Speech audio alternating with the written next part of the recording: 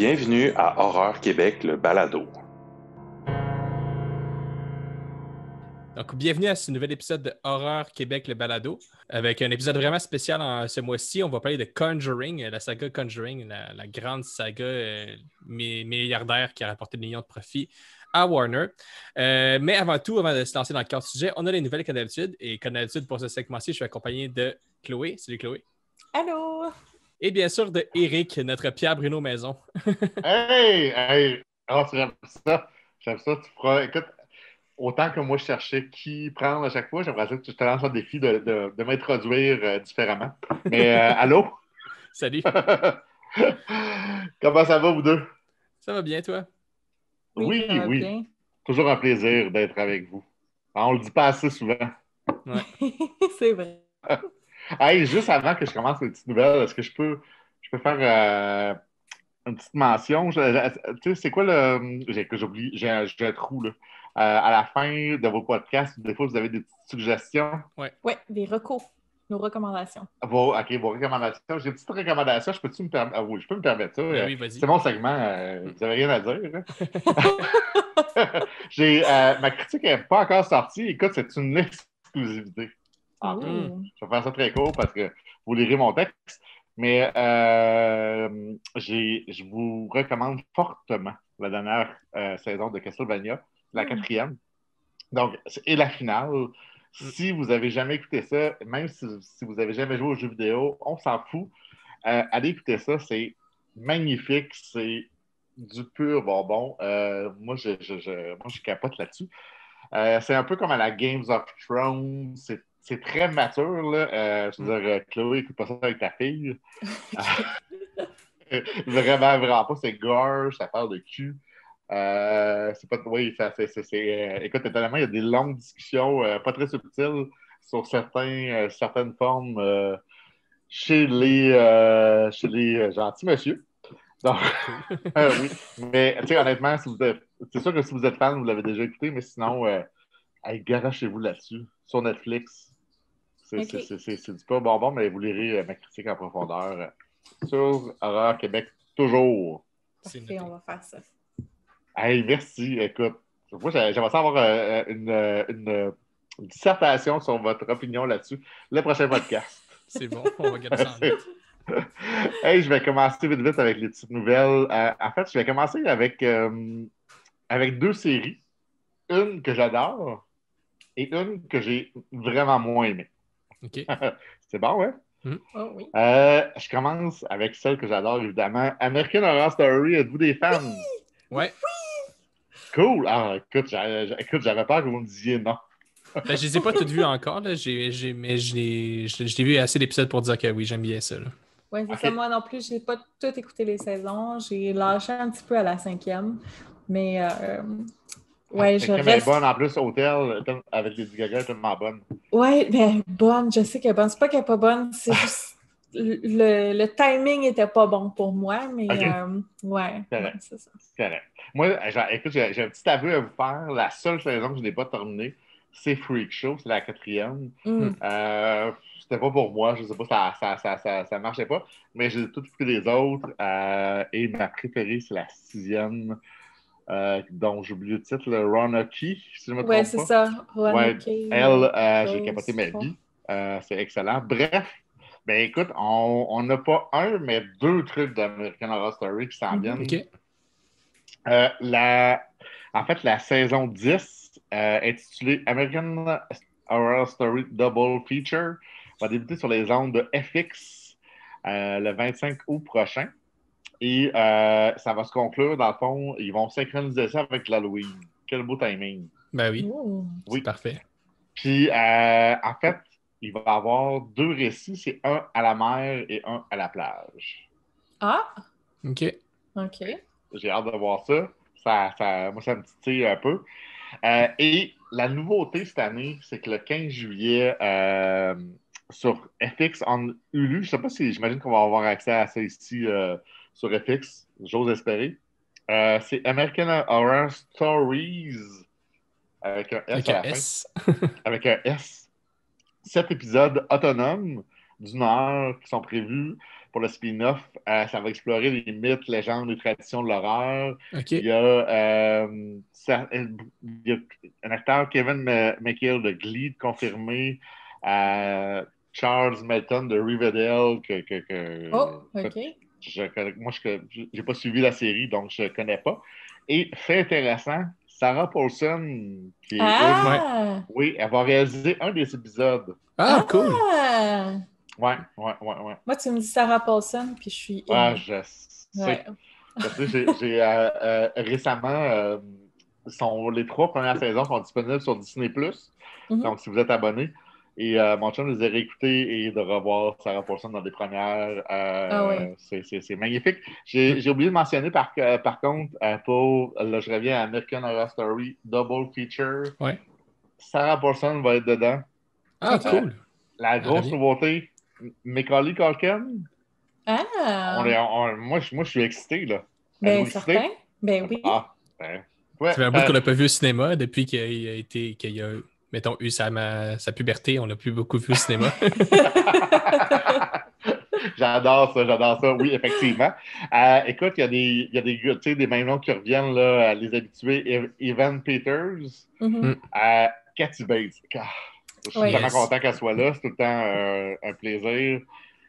Billy Lourdes, Lily Raby, qui était dans les premières, là, dans les premières saisons aussi.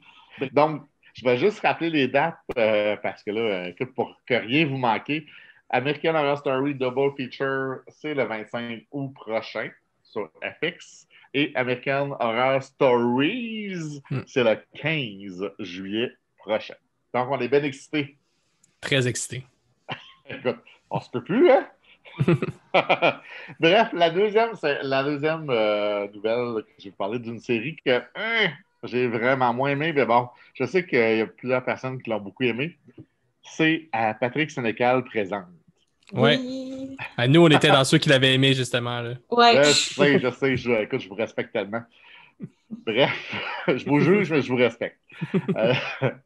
La distribution et les détails des prochains épisodes, parce que là, il en manque, là, viennent d'être dévoilés. Donc, le Club de l'Hélico va présenter les 5 prochains épisodes qui restent cet automne, soit l'automne 2021. Donc, les 5 nouveaux épisodes présenteront un riche avocat à la carrière florissante, dont la vie personnelle est loin d'être parfaite. Une rencontre de soir qui n'a rien de flirt ordinaire. On dirait le premier épisode de l'autre. Oui, exact. Une veuve qui doit apprendre à vivre avec l'absence de son mari. Un Noël qui pourrait prendre une tournure dramatique avec l'absence du Père Noël. Ah, ça, ça me parle, ça. Ça me parle. Ouais. Et 2 voleurs en cavale qui n'ont pas choisi l'endroit idéal pour se cacher. Donc, aussi, dans cette deuxième partie, on va retrouver Gildor Roy, Richard Zephyr, Éric Bruno, Evelyne Rompré, Micheline Langto, que j'adore, Gilbert Sicotte, Rémi-Pierre Paquin, et j'en passe. Bref. Et là, c'est toujours Stéphane Lapointe qui réalise les 5 épisodes qui vont être disponibles cet automne. Mais vous voyez, là, je lis les synopsis des 5 épisodes, puis encore une fois, on dirait que, à part peut-être celui de Noël, je trouve que ça manque un peu d'originalité. Mais bon, je peux être Bon. Noël puis l'horreur, on dirait que ça peut faire un bon mélange quand il y a de l'humour un peu dedans. Ouais. Je ne sais pas si vous avez vu le spécial de Noël du dernier Creepshow qui est sorti. Je l'ai vu. Hey, c'était quelque chose, là. Oui, c'était on s'en absurde. était parlé, ça se peut, oui. C'était absurde. C'était totalement absurde. Ça fonctionnait quand même. Je pense qu'on avait. Moi, j'avais bien aimé. Ouais. C'était drôle, là. C'est n'importe quoi. Mais Noël, là, ça n'a pas toujours besoin d'être drôle. Genre, non, c'est vrai.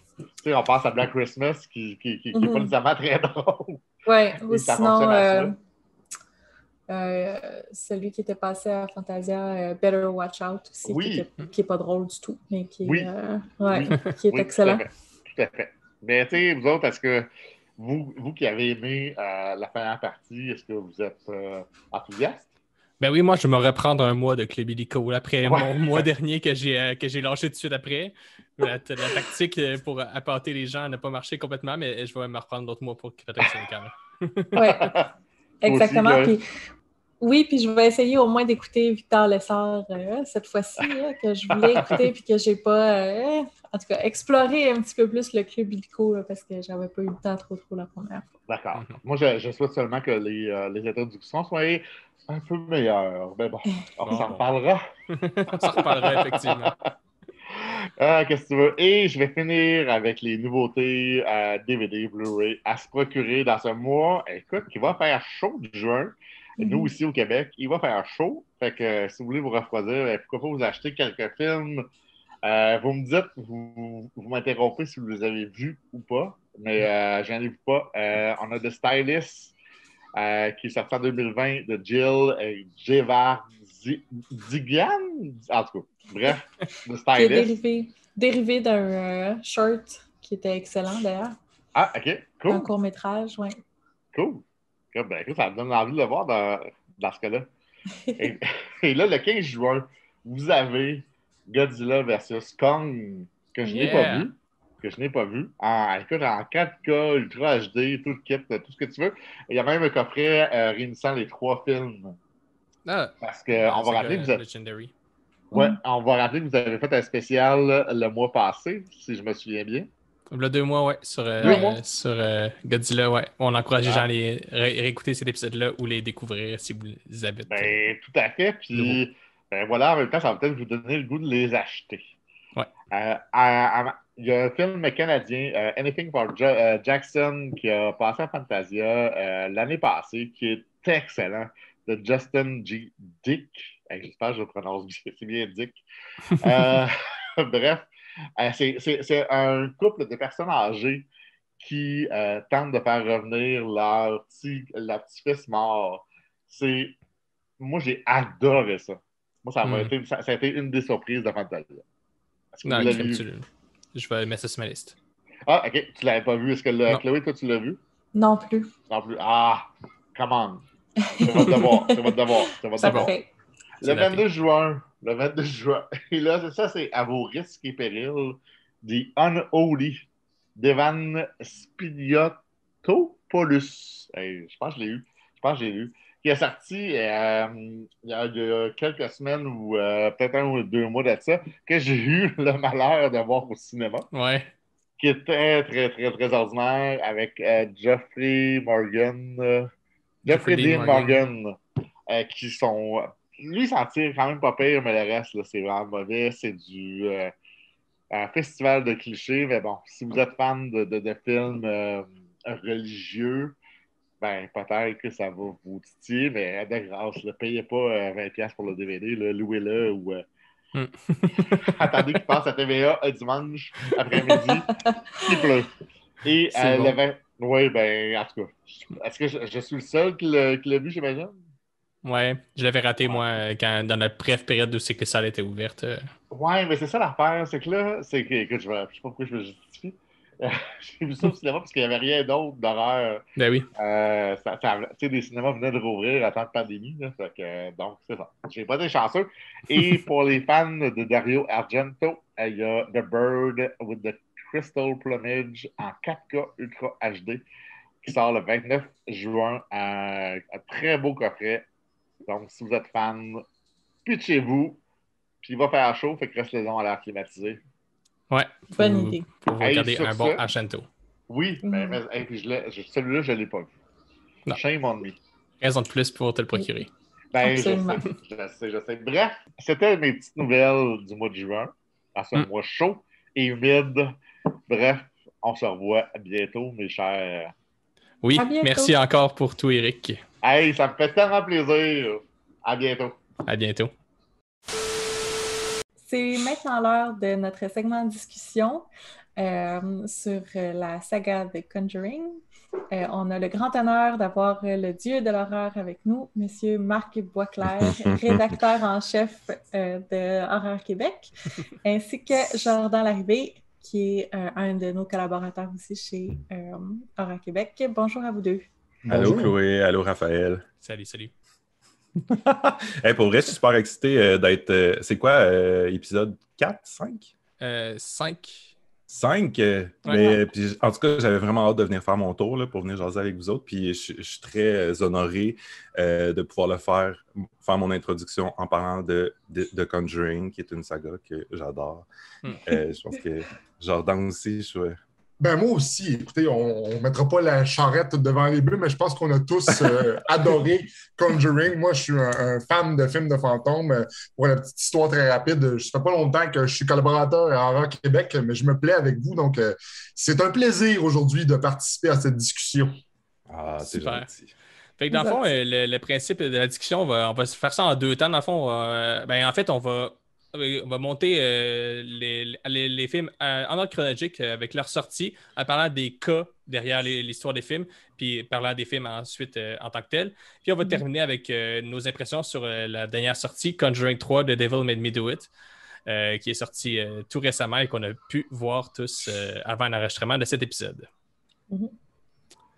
Donc, on commencerait peut-être avec évidemment Conjuring 1 puis les Warren, mais avant tout, on aimerait ça dire peut-être 2 mots sur les Warren puis sur les couples, parce qu'avec Conjuring, il vient toute l'espèce de polémique sur le fait que les Warren, c'était pas nécessairement c'était pas des enfants de cœur nécessairement. Le fait de dire basé sur des faits réels, c'est bien complexe. Et c'est également Ed Warren, il y a eu des accusations qui sont sorties contre lui, notamment pour des affaires d'agression sexuelle. Donc, on veut faire une espèce de trigger warning aussi pour tout le monde, dire qu'on va parler de ça. On est au courant que, évidemment, que c'est des faits qui sont controversés, que c'est pas sujet à polémique et que les Warren ne sont pas nécessairement les 2 personnes un peu angéliques que les films dépeignent, mais on veut parler des films et de tout ce que ça représente aussi. Donc, voilà. Ben ouais, puis tu sais, en fait, ça vient suite à un article qu'on a publié que j'ai publié sur Horreur Québec cette semaine en lien avec 5 enquêtes là, qui ont plus ou moins rapport avec l'univers Conjuring. Puis suite à ça, en commentaire, on a eu quelqu'un Raoul, que je salue, j'adore, c'est un de nos fidèles lecteurs. Ouais. Il se sentait super mal de pointer ça, tu sais, il nous l'a dit par après, je veux pas cracher sur votre travail, blablabla. Mais lui, il avait un malaise à ce qu'on aborde les Warren un peu de façon un peu ludique comme ça. Parce qu'évidemment, ben pas parce qu'évidemment, mais moi, je ne le savais pas. J'ai lu plein de trucs sur les Warren comme vous, puis je n'étais jamais tombé sur cet article-là. En fait, c'est pas un fait qui est très public. Warner font leur possible pour pas que ça soit trop ébruté là, aussi. Là. C'est sorti un peu après le premier Conjuring, en fait. Puis c'est des allégations qui allaient contre Ed Warren, qui avait initié une relation qui a duré pendant plusieurs décennies. Au su et au vu de sa conjointe Lorraine Warren, avec une mineure, donc qui a initié cette relation-là alors qu'elle avait 15 ans. Puis il y a eu d'autres comportements un peu problématiques là, du monsieur Warren, que ce soit comme... en fait, c'est toujours des allégations, mais qui aurait comme de quoi qui aurait été violent, qui aurait peut-être eu des viols aussi impliqués là-dedans. Puis, mais en fait, la dynamique familiale des Warren était déjà assez étrange. On pourrait en reparler peut-être quand on va disséquer la franchise, mais on sait que Judy, qu'on voit à quelques occasions dans les films. Bon, elle a été plus le centre de Annabelle Comes Home, mais on la voit dans les 3 principaux films. Leur fille aurait jamais vraiment habité avec eux, habitait plus avec ses grands-parents. Puis c'est drôle parce que moi, à chaque fois que je lisais une histoire sur eux qui partent pendant des semaines, des mois, enquêter sur des trucs où je me dis, mais qu'est-ce qu'ils font de leur fille? Fait que, ouais, c'est ça. Fait que, il y a des petites histoires un peu étranges, louches dans les Warren, mais évidemment, comme tu dis, The Conjuring, ça s'inspire de ces hantises-là. Moi, je suis pas un... Moi, j'adore les histoires paranormales. Je suis pas un maniaque des Warren. Je suis juste comme, si un film est inspiré de faits réels, ça va m'intéresser d'aller gratter. Si tu me demandes, est-ce que tu crois au paranormal? Ouais, ouais, il y a certains trucs dans le paranormal que je crois ou que j'aime bien croire. Est-ce que je crois aux enquêtes des Warren? Pas du tout. Mais je trouve ça quand même... jusqu'à une certaine extension, là, mais je veux dire, mais je trouve ça quand même excessivement fascinant d'aller fouiller là-dedans. Puis j'adore aussi faire les liens avec les films. OK, ça vient de la vraie histoire, blablabla. Fait que c'est un peu, ça vient un peu de ça, cette passion de... non, c'est pas vraiment une passion, mais cet intérêt. Cet intérêt pour les Warren, oui. Oui, c'est ça. Moi, j'ai envie de faire du pouce sur ce que tu viens de dire, Marc, parce que, tu sais, au cinéma, là, il y a vraiment les histoires vraies, les based on a true story, les based on true events. C'est pas d'hier que ça existe. Mais vous savez, là, je vais faire mon petit garçon qui sort des bancs d'école un peu plus théorique, là. En cinéma, il y a 2 types de films. Il y a le film de fiction et le documentaire. Donc, même quand on parle d'histoire vraie, ça reste quand même la vision d'un réalisateur. Et pour la petite anecdote, je pense que vous avez tous vu le film Fargo des frères Coen. Oui. À l'époque, en 96, il y avait eu une grosse polémique là-dessus parce que le film en soi, c'est écrit en gros dessus, même en arrière. Ce film est une histoire vraie. Ouais. Et quand le producteur a demandé aux frères, est-ce que c'est une histoire vraie? Les frères ont dit non. Puis là, le producteur a dit, pourquoi vous écrivez basé sur une histoire vraie? Puis là, ils ont dit, parce que ça va ameuter les gens, ça va intriguer. Puis par la suite, ils se sont demandé, est-ce que c'est illégal de faire ça? La réponse est non. Parce que d'un point de vue juridique, là, quand tu vois le titre « Based on a True Story », le film est déjà commencé. Au même titre qu'à la fin, quand ils rajoutent quelque chose, on pense à des films comme, mettons, American Graffiti ou même Animal House, que, tu sais, ils rajoutent une continuité au personnage. Que ce soit vrai ou faux, ça reste dans la durée du temps du film de fiction. Donc, on pourrait, là, je vais exagérer, là, mais on pourrait écrire, basé sur une histoire vraie, en avant de Alien, puis il n'y a pas un avocat qui pourrait renverser la décision. Prenez par exemple un film comme Poltergeist. C'est le même principe qu'il a fait avec les Coen, là. Steven Spielberg, il s'est inspiré d'un paquet de faits qui avait été rapporté. Puis bon, on s'entend que Poltergeist, le climax, c'est légèrement très, très énorme. Donc, c'est sûr que ça n'aurait pas pu passer pour une histoire vraie. Mais le point, c'est que tu peux écrire basé sur une histoire vraie. Puis je pense que c'est encore plus le fun quand il s'agit de films paranormaux, de films de fantômes. Parce que si on regarde des histoires comme, mettons, je sais pas moi, le film Serpico avec Al Pacino. Là, c'est dans le domaine policier, là. Mais la démarche du réalisateur, Serpico était vraiment sur les lieux. Il parlait qu'Al Pacino, il y avait vraiment une volonté de raconter quelque chose de vrai de façon pure.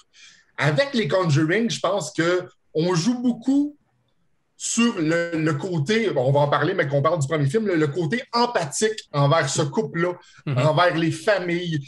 Je pense que les gens aiment à penser que ces gens-là ont existé de la même façon qui sont présentés dans le film. Puis ça, en soi, c'est un artifice. Moi, personnellement, que ce soit vrai ou pas, j'en ai rien à cirer tant que le film fait peur. Mais par rapport à ça, excuse, juste parce que j'ai vraiment un truc qui fait un lien direct avec ça, mais par rapport à ça, les Warren, justement, il y a une affaire vraiment intéressante qui s'est arrivée quand les Conjuring ont commencé à tourner. C'est qu'il y avait une biographie du couple qui avait été écrite par un auteur avec eux dans les années 70. Puis ça faisait comme justement 30-40 ans qu'ils disaient que c'était vraiment, tout était vrai là-dedans, puis tout était vraiment des faits véridiques. Puis quand les Warner ont voulu créer les Conjuring, ils sont allés chercher les droits d'adaptation des histoires directement chez les Warren, puis pas chez ce gars-là, en disant que vu que c'était des histoires vraies, ça appartenait à personne. Sauf que le gars, après ça, lui, qui a écrit le livre avec les Warren, il a retourné sa veste en disant en fait, c'est de la fiction, puisque les fantômes, ça n'existait pas. Puis si vous voulez me contredire, il faut juste prouver que les fantômes, ça existe. Effectivement. C'est vraiment comme un peu foutu la merde.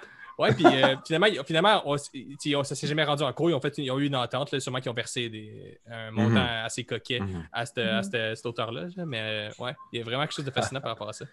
Ouais, c'est intéressant. Quand on dit basé sur une histoire vraie, puis que ce que tu disais, Jordan, que ça fait un peu partie de l'histoire, c'est un peu ésotérique ce que je m'en vais dire, sauf qu'à partir du moment où on donne l'impression que c'est réel, si on prend le found footage, même s'il n'est pas écrit basé sur une histoire vraie, juste le format donne l'impression que c'est vrai. Donc, ça fait partie de l'œuvre, puis c'est un peu la même chose. C'est un langage différent. Là, on parle de texte basé sur une histoire vraie ou d'un format de vidéo qu'on donne l'impression que c'est réel. Sauf que ça reste une œuvre. Ça reste que ça fait partie ce qui est le plus terrible là-dedans, c'est que si les films étaient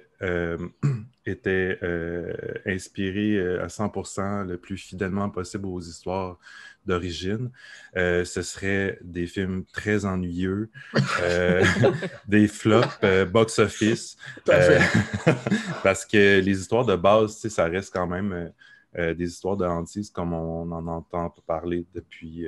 Il n'y a rien dehors. Il n'y a rien qui sort tellement du commun. Il n'y a pas une scène, supposons qu'on va se mettre à parler de la famille Perron dans le premier Conjuring. Il n'y a pas une scène où la madame a joué à cachette avec ses enfants et qu'elle faisait clap-clap dans le sein. Ça, c'est pas arrivé. Pourtant, c'est une des scènes les plus iconiques du film. Encore une fois, on va en reparler plus tard, mais c'est juste pour dire que tous ces éléments-là de rajouter en fiction sont excessivement payants. Puis c'est ce qui rend aussi les films si efficaces et si terrifiants. Exactement. Sur ça, je pense qu'on peut commencer par parler du Conjuring 1, lui qui a tout parti, réalisé par James Wan. Mais je voulais juste excuse. Non, mais avant, je voulais juste te parler un peu du couple, si ça ne te dérange pas. Ed et Lorraine Warren, juste te faire un petit topo de ces... Parce que dans le fond, on les suit depuis 3 films et demi, si je compte Annabelle Comes Home. Mais on ne sait pas nécessairement d'où ils viennent. Donc, c'est 2 Américains qui sont nés dans les années 20. Qui sont devenus enquêteurs du paranormal. Quand je dis enquêteurs du paranormal, là, ils n'ont pas fait des études pour être enquêteurs. Là. Ils se sont proclamés eux-mêmes enquêteurs. Ils ont fait environ, ils prétendent avoir fait environ traité 10 000 cas en lien avec le surnaturel pendant leur carrière. Puis ils ont écrit énormément de bouquins reliés à ces cas-là. C'est comme ça, je crois, qu'ils arrivaient à faire beaucoup d'argent. Avec ça, puis leur musée, leur fameux musée dans leur maison. Oui, exactement, parce qu'éventuellement, on pouvait visiter ce musée-là. Maintenant, c'est plus possible. Mais donc, Ed, lui, se disait démonologue. Excusez, j'ai comme eu un petit chat dans... J'ai comme eu le diable qui a voulu sortir en le disant. Donc, c'est quelqu'un un démonologiste, c'est quelqu'un qui étudie les démons. Donc, lui, c'est self-taught, c'est autodidacte et autoproclamé aussi. Lorraine, elle, c'est une clairvoyante et une médium. Maintenant, est-ce que vous connaissez la différence entre les deux? OK, je vais m'essayer. La clairvoyante voit dans le futur, puis la médium parle aux esprits. T'as à moitié 1 point sur 2. Okay. Le médium, c'est quelqu'un qui peut communiquer avec les esprits, ça c'est vrai. La clairvoyante, c'est quelqu'un, ou clairvoyant, c'est quelqu'un qui peut obtenir des informations à propos d'un objet, d'une personne, d'un lieu ou d'un événement précis avec sa perception extrasensorielle. Donc, par exemple, si elle touche un objet, elle peut obtenir comme une certaine historique là-dessus, ou on le voit dans le nouveau film aussi, elle touche à un moment donné la main d'une morte, en tout cas. Fait que c'est comme ça qu'elle a des informations. Le couple s'est marié en 1945, puis en 1951, c'est Judy, c'est la naissance de Judy, leur seule et unique fille. 1 an plus tard, c'est là qu'ils fondent la England Society of Psychic Research. NESPR en abrégé. C'est le plus ancien groupe de chasseurs de fantômes de la Nouvelle-Angleterre. En fait, le couple se promenait déjà, avait déjà un intérêt marqué pour tout ce qui était paranormal, les maisons hantées. Donc, à chaque fois qu'il y avait une histoire reliée à ça, ils faisaient le trajet à proximité pour aller visiter ces maisons-là. Ed Warren était très bon en dessin. Il a même suivi une formation aux Beaux-Arts, donc il faisait des œuvres toujours reliées au paranormal. C'est un beau clin d'œil avec son œuvre. La peinture de Valak dans Conjuring 2. De Dunnan, qui sont allés puiser ça dans l'historique du monsieur. Puis, pour se faire inviter dans les maisons, en fait, il sketchait la maison. Puis il allait la montrer au propriétaire, puis c'est comme ça qu'il créait un espèce de lien d'amitié, de confiance pour pouvoir rentrer sur les lieux, puis que le propriétaire parle de l'histoire ou des trucs qui vivaient de hantise. Puis c'est en 1952 aussi qu'ils ont fondé, tu disais Raphaël, le Warren Occult Museum, qui est situé à même leur maison, comme dans les films. Au Connecticut, puis où ils stockent les objets en lien avec leurs enquêtes, que ce soit des objets en souvenir ou des objets qui ont un maléfice quelconque ou un démon rattaché à ça, pour pas que ces entités malveillantes-là soient dans le monde, libres dans le monde. Puis, entre les mains de n'importe qui. Donc, c'est ça, ça sert comme une espèce de musée protection qui est béni à toutes les semaines par un prêtre, etc. Paraît-il. Fait que c'était mon petit historique sur le couple. Je voulais juste ajouter aussi que Judy, en 1979, a rencontré Tony Spera. Ce monsieur-là est aujourd'hui important parce que maintenant, évidemment, les Warren sont décédés. Ed est décédé en 2006. Lauren en 2019. C'est pour ça qu'on a plus d'images de Lauren parce que elle était là dans les promotions des premiers films. Donc, elle a donné beaucoup d'entrevues pour ça, puis beaucoup d'entrevues aussi par elle-même, puis qui se sont retrouvées sur Internet. C'est pour ça qu'on dirait qu'on connaît plus Lauren que Ed.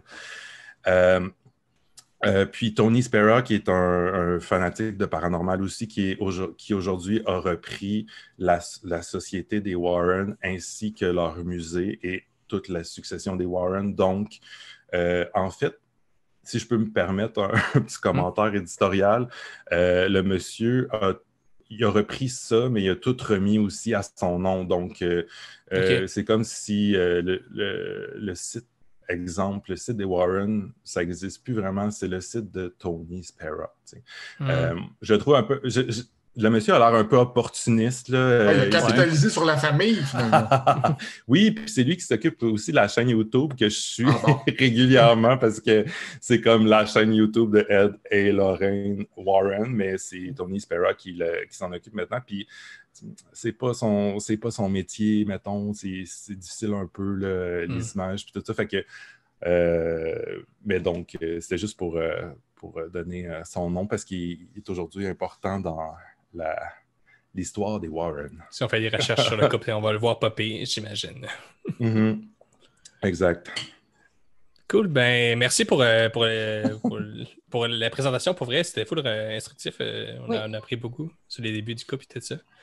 Fait que, on peut passer sur l'histoire de la famille Perron, qui est le premier Conjuring, justement, comme je disais tout à l'heure, réalisé par James Wan, qui a vraiment lancé la saga, qui est devenue aujourd'hui la saga la plus lucrative de l'histoire du cinéma d'horreur, avec tous les spin-offs, avec la nonne, la Lorana, Annabelle, bien sûr.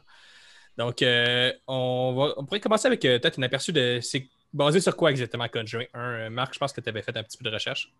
Ouais, ben c'est ça.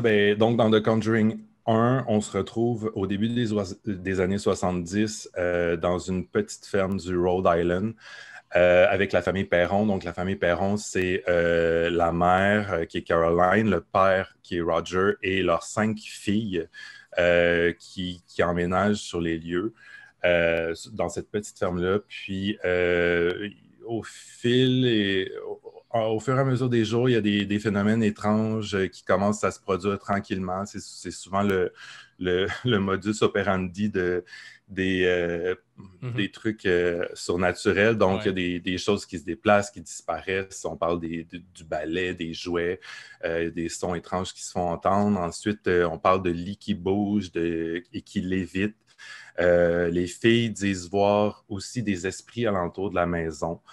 La plupart, pour elles, la plupart d'entre eux sont gentils, mais il y en a d'autres qui sont un peu plus violents.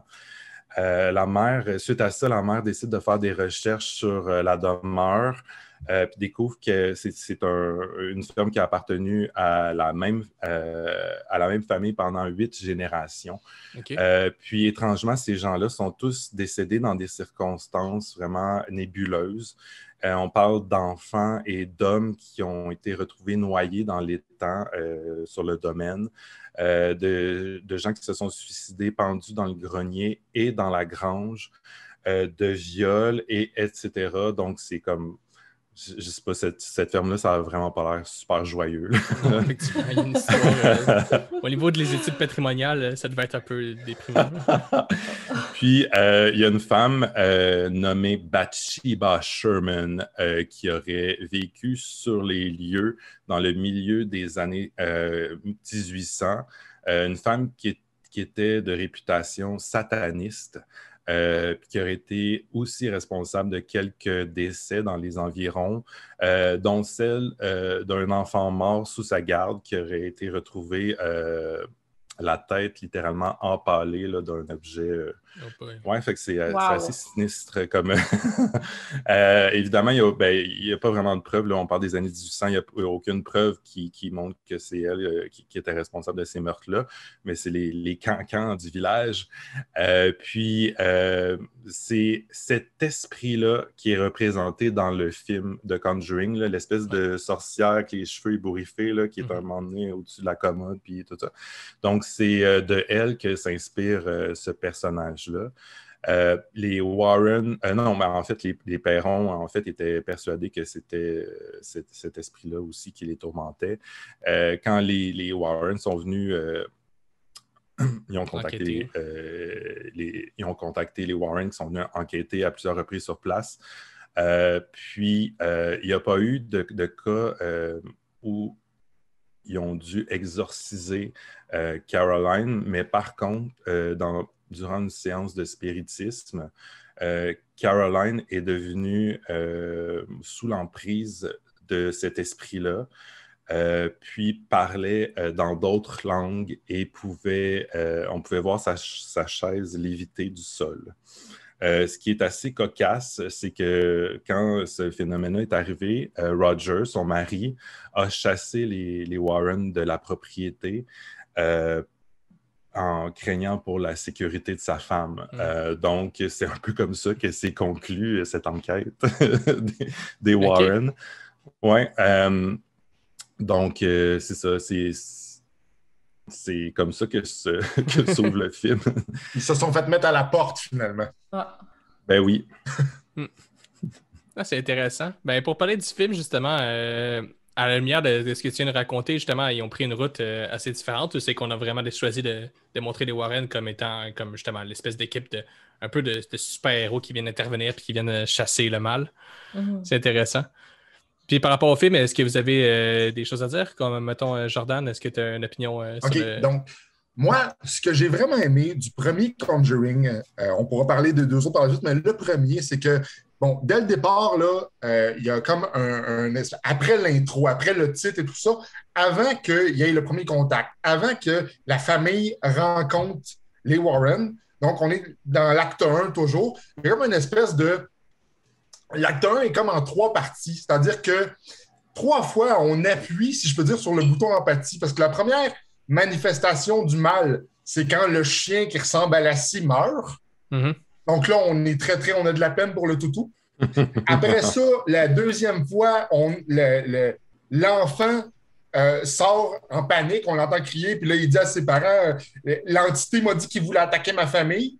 Donc, encore une fois, on se sert de l'enfant pour venir chercher le spectateur. Je trouve que James Wan, ce qu'il fait vraiment, comme je le disais, il appuie sur le bouton empathie, mais même au niveau de la caméra, dès le début, on suit les personnages, on est vraiment dans des plans rapprochés.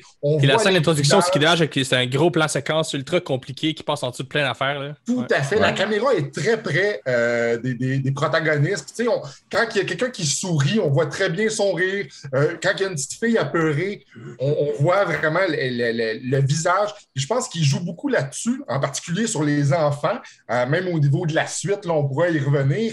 Mais il va vraiment chercher le côté familial. Et selon moi, c'est pour ça que ça a touché autant les gens, parce que ça a beau être des films d'horreur, le cœur de ça, c'est vraiment la famille. Puis c'est tous des valeurs dans lesquelles on peut se reconnaître. Donc moi, en tout cas, c'est vraiment venu me chercher. Puis comme je le disais tantôt, j'adore les films d'esprit, mais je trouve que ce que Conjuring fait, ils le font bien parce que c'est... Toutes les techniques, même si on les a vues 100 fois, tu sais, le toc-toc-toc 3 fois qui tombe super fort, puis les portes et tout, on le sait que c'est ça des films d'esprit. Fait que même si on s'en attend, ben intrinsèquement, c'est ça qu'on veut voir, c'est pour ça qu'on va au cinéma. Et il y a plus que ça. Tu sais, moi, ce que j'aime des Conjuring, c'est que c'est des bons films d'horreur, mais c'est des bons films tout court, dans le sens que, oui, ça fait peur. Il y a des films d'horreur qu'on écoute, c'est des films qui vont faire peur. Bon, tu vas l'écouter, tu vas avoir peur, c'est ça que tu veux, tu es content. Sauf qu'il y a quelque chose de plus dans The Conjuring. Il y a une recherche stylistique beaucoup plus poussée que dans d'autres films qu'on voit. Puis il y a une profondeur des personnages. Puis, tout à fait. C'est ça. Je suis d'accord aussi avec toi. Le thème principal, c'est la famille. On s'attache énormément à cette famille-là, aux enfants, tout ça. Donc, moi, c'est mon préféré, je pense. Ça reste le premier. Oui, ça reste le premier jusqu'à date.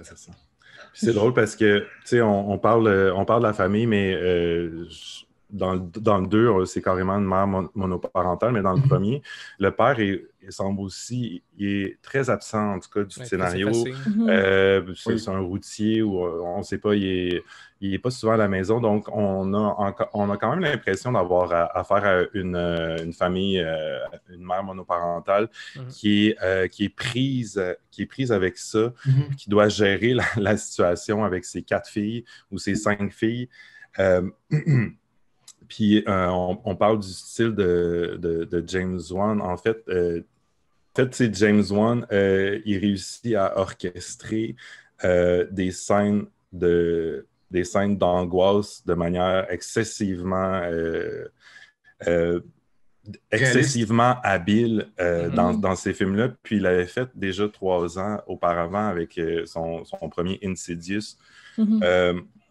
Puis c'est drôle parce que le Chapter 2 de Insidious est sorti la même année que The Conjuring, tu sais, fait que c'était comme une période très paranormale dans la carrière de James Wan, mais il n'y a personne, en tout cas à mon humble avis, qui réussit à l'égaler dans ce domaine-là. Puis les films d'horreur paranormaux qui sont sortis après The Conjuring n'ont fait que s'en inspirer. Oui, je suis d'accord. Donc, à mon sens, pour moi, c'est pour le cinéma d'horreur, cette série de films-là, cette franchise de films-là est excessivement importante dans l'histoire, en fait. Puis c'est un peu pour ça aussi je ne sais pas si vous vous souvenez, l'année passée, on avait fait comme une rétrospective de la décennie sur Horreur Québec. Ouais. Puis The Conjuring s'était retrouvé le premier donc, de la liste pour son héritage au complet, en fait. Donc, puis c'est ça a comme donné des bases assez solides là, à cette franchise-là. Puis, on n'en a pas encore parlé, mais en fait, les premières scènes de The Conjuring, ça introduisait Annabelle. Oui, c'est vrai. Puis, en fait, avec Annabelle, là, ils se sont rendus compte qu'il y avait une autre mine d'or dans les mains parce que c'est un nouveau personnage qui a beaucoup résonné avec le public. Puis les gens, là maintenant, les gens voulaient savoir c'est qui Annabelle. On veut d'autres films Annabelle, blablabla. Moi, personnellement, j'adore les films de poupées hanté, de trucs. C'est souvent sketchy, mais j'adore ça. Annabelle, avec Annabelle, personnellement, moi, j'ai été très servi, que ce soit même le premier film. Le premier film, il n'est pas très aimé. Moi, je l'aime bien, le premier film. Il y a quelque chose de mini. Je ne sais pas si tu voulais qu'on en parle plus tard, Raphaël. Ah non, ça va. Tu me ramènes à l'ordre. Il y a quelque chose de très minimaliste dans le premier à Annabelle qui me rappelle, puis qui me rappelle aussi mais l'époque dans laquelle on nous entraîne, qui étaient les films un peu à la Rosemary's Baby. Oui, il y avait quelque chose de vraiment très intéressant, surtout dans le premier, là, avec tout le mystère, puis justement quand il reçoit la poupée, puis que il y a vraiment quelque chose de très 70.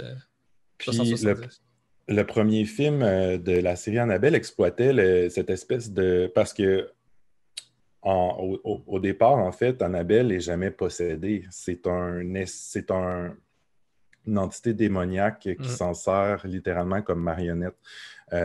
Puis le premier film utilisait cette avenue-là de façon quand même vraiment cool. Moi, j'aimais ça.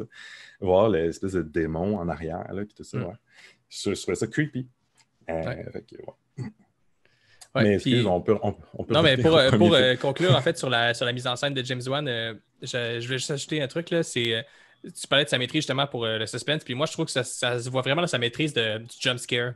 Ce qui est un procédé qui est comme vraiment éculé un peu là, depuis les années 90, puis qu'on se moque du chat qui arrive de nulle part pour faire un saut. Là. Mais avec James Wan, t'as vraiment des scènes où c'est que la tension monte, puis ça monte, puis ça s'étire, puis il l'étire jusqu'au maximum qu'il peut étirer jusqu'à ce qu'on finisse par faire « Ah, ben il se passera rien », puis là il arrive de quoi. Il y a vraiment quelque chose de vraiment très très fort dans sa mise en scène. Autant dans les Insidious que dans les Conjuring.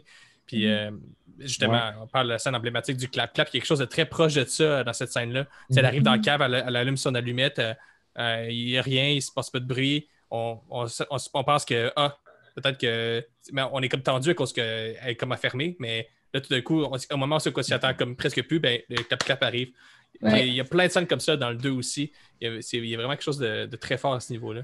Puis c'est pas décevant. Tu sais, c'est pas comme le chat que tu parles. C'est juste un chat. Là, c'est vraiment il se passe quelque chose. Puis en plus, l'utilisation, beaucoup d'effets pratiques. Tu sais, le clap-clap, c'est pas du CGI, c'est des mains.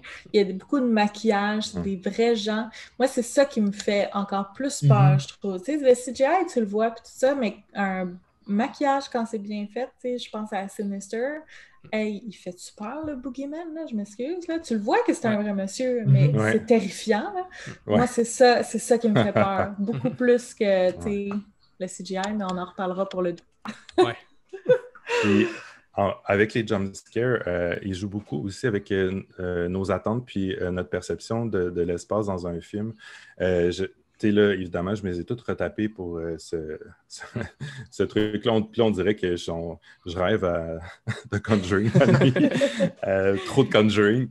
Mais c'est le fun de les revoir puis de voir aussi à quel point c'est encore des films qui sont efficaces. Oui. Puis en les redécortiquant, tu vois, il y a beaucoup le jeu. Tu t'en parlais un peu, Raphaël, le jeu de caméra qui fait un va-et-vient par 3 fois.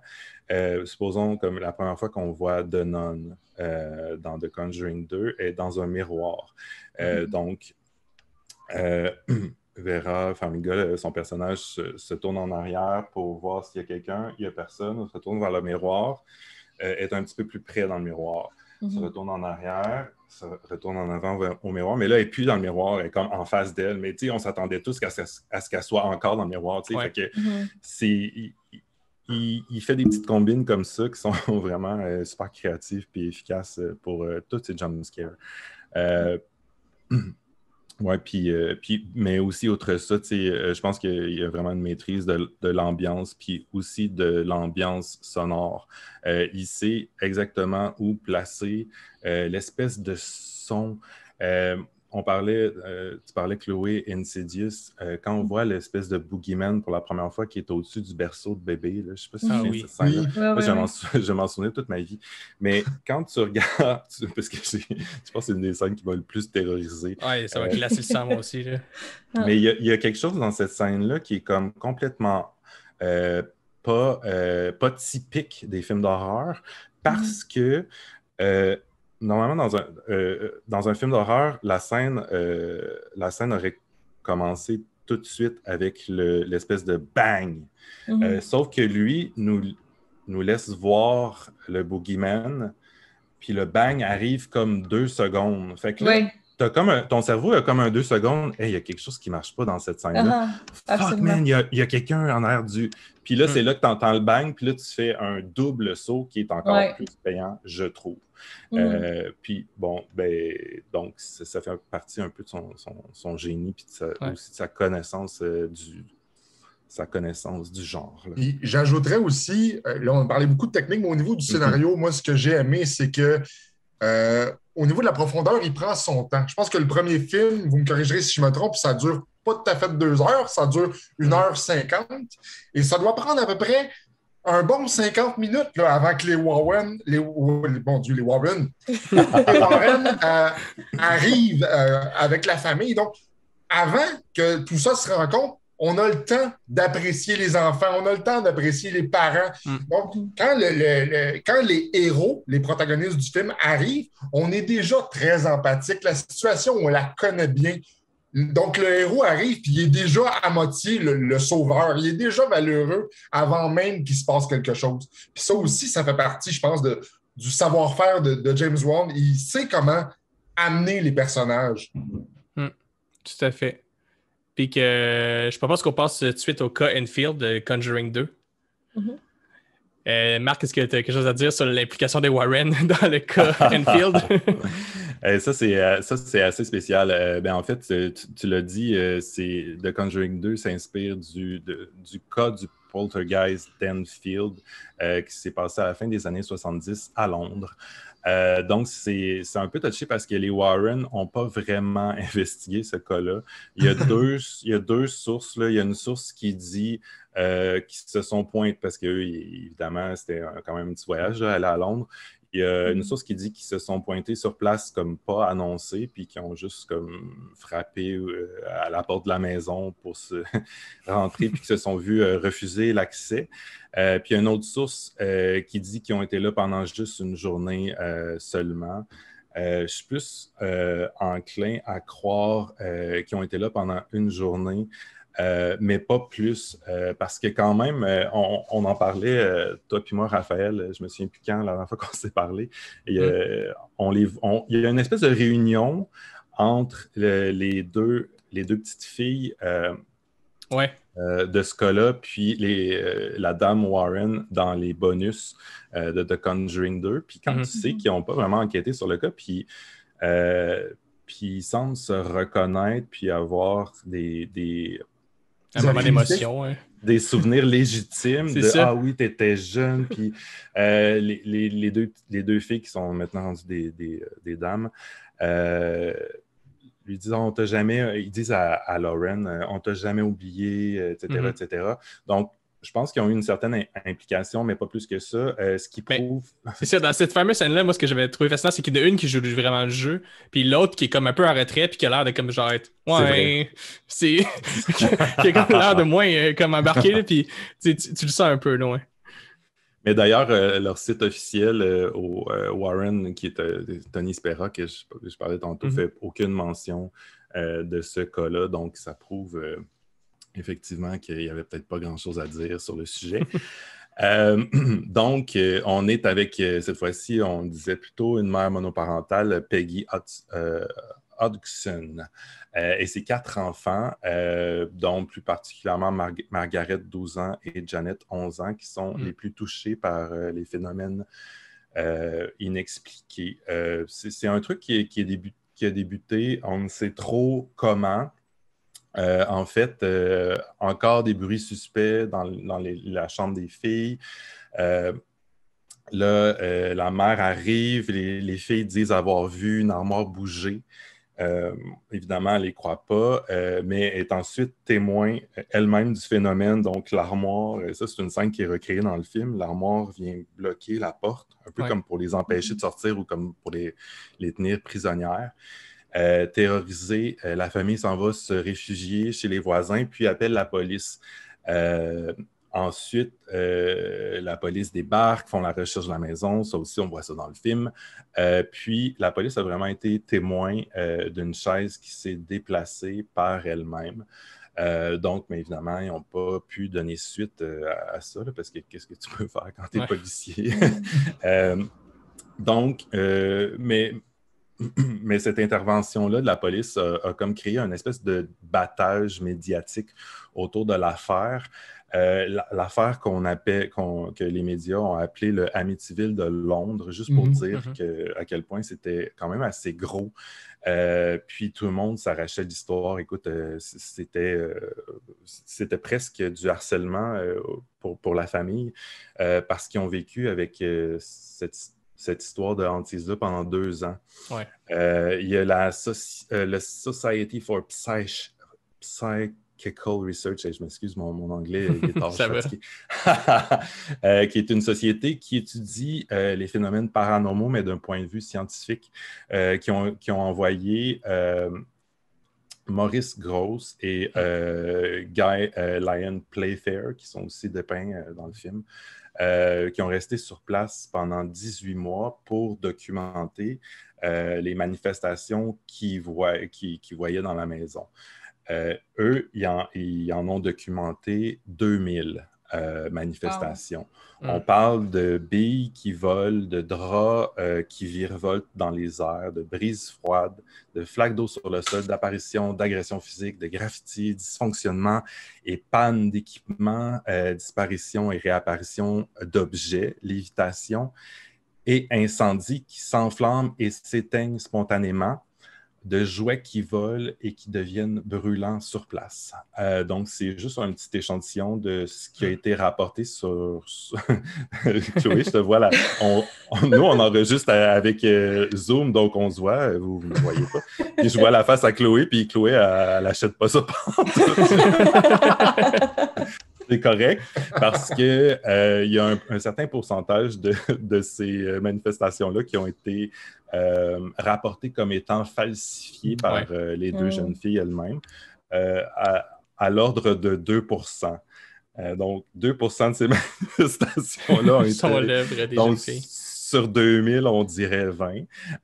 Donc, j'ai comme le feeling que c'est un peu plus, mais bon. Oui, c'est ça. L'histoire n'en dit pas plus. Mais le plus intéressant, c'est Janet, qui a été filmée et enregistrée à plusieurs reprises, à quelques reprises en tout cas, en train de parler. En fait, elle ne parlait pas parce que sa bouche ne bougeait pas. Une voix gutturale, celle d'un vieil homme, qui s'appelait Bill et qui disait avoir vécu jadis dans la maison, pouvait souvent se faire entendre sortant de sa bouche. Donc, puis d'ailleurs, c'est dans The Conjuring 2, c'est assez textuel ce qu'ils reprennent. Il y a une scène où, justement, elle est filmée là, avec sa sœur à côté. Puis ils mettent de l'eau dans la bouche puis tape là, pour être mais sûr pas cette scène. Pas cette scène-là, mais c'est une scène avant, tu sais, elle est avec sa sœur à côté sur le divan, puis oui. Donc ça, elle prend la voix et il rit. La voix du vieil homme rit d'eux. Pratiquement, les lumières baissent et puis... c'est ça. Donc, évidemment, avec le temps, il a été prouvé que certains événements ont été truqués. Il y a une caméra qui a filmé Janet en train de plier des cuillères. Qui l'ont prise. Il y a un événement comme ça qui arrive aussi dans le film.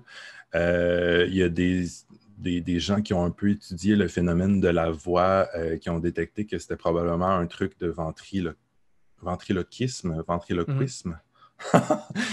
ne suis pas sûr du mot.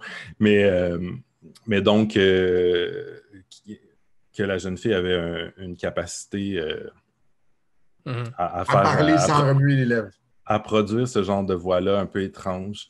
Il y avait aussi les photos. Si vous avez vu The Conjuring 2, vous avez vu après le film, il y a des photos où on les voit comme en train de léviter.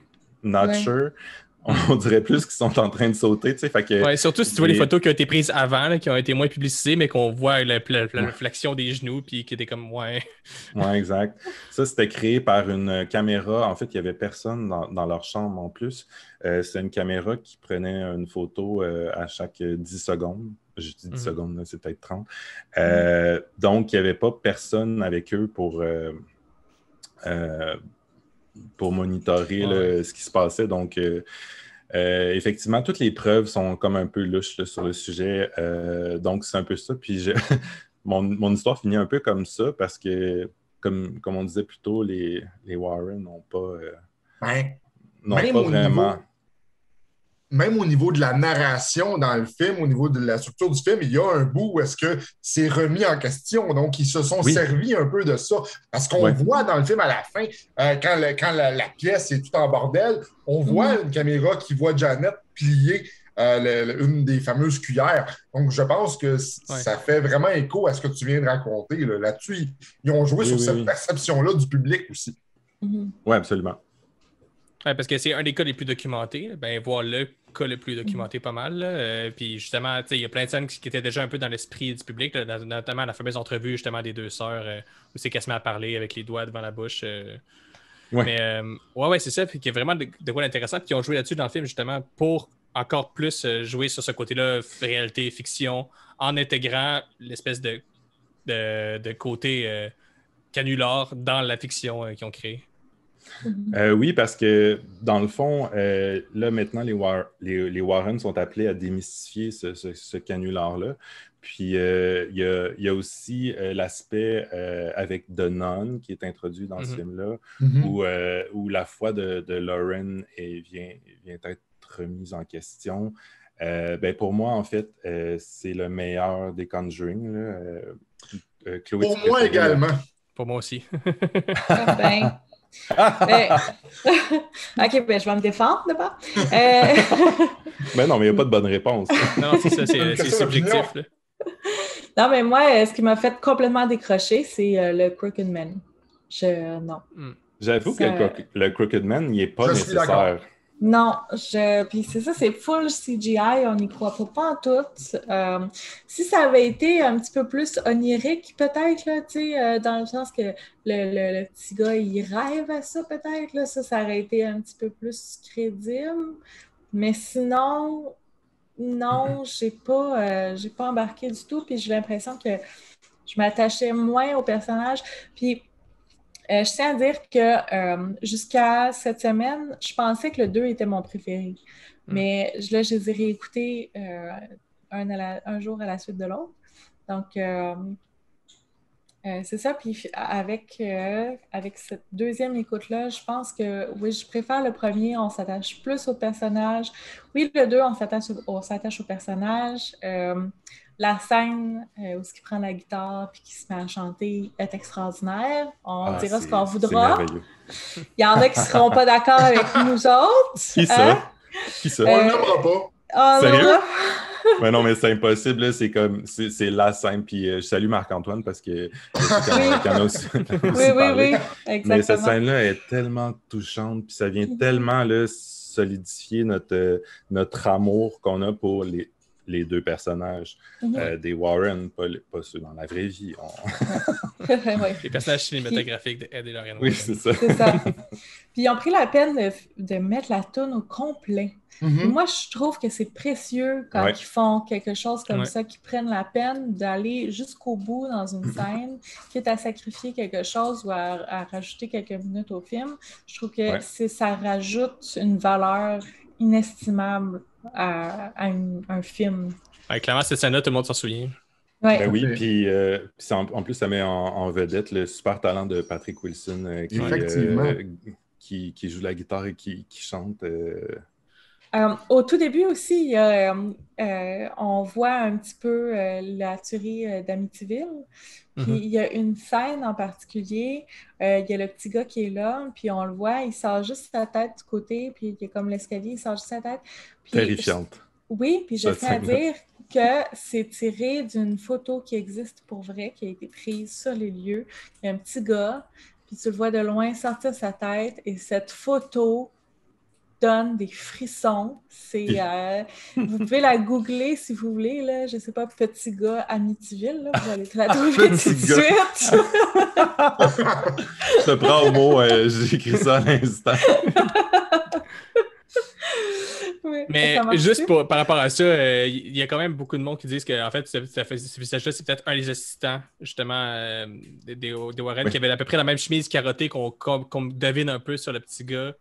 Que dans l'angle, comment il était, ça se peut que ce soit ça, mais en tout cas, c'est vrai que ça ressemble plus à un enfant que ça ressemble à un visage d'homme, là, mais... Oui, puis ben, il y a des gens qui ont montré aussi la photo du petit gars, puis tu sais, du véritable enfant qui est décédé, puis il ressemble.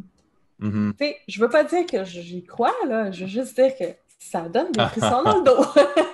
Et justement, c'est ce qu'on disait, ces trucs-là sont super intéressants, même si on sait que c'est probablement pas vrai. Puis je te confirme d'ailleurs que Petit gars Amityville, ça fonctionne dans Google. Ça sort la photo. Puis c'est assez audacieux de remettre en scène Amityville après une série de films. Puis tu sais, le premier film est quand même comme classique culte, mais je trouve qu'ils ont réussi à le faire, ils ont réussi à le mettre à leur sauce. Exactement. Puis à amener quelque chose un peu nouveau, un peu plus frais sur le sujet, mais aussi en respectant comme toutes ces imageries-là. La mythologie d'Amityville. Oui, c'est ça. Ouais. Ça commence, la caméra rentre dans un des fameux hublots là, de quart de cercle là, qui sont typiques de la maison Amityville. Puis là, déjà là, tu sais que tu es dans la maison Amityville.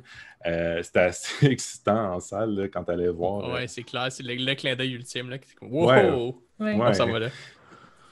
Il est quand même assez bon aussi, James Wan, pour faire du fanservice comme ça, mettre des références. Aussi, il cache plein de trucs dans ses films qui sont...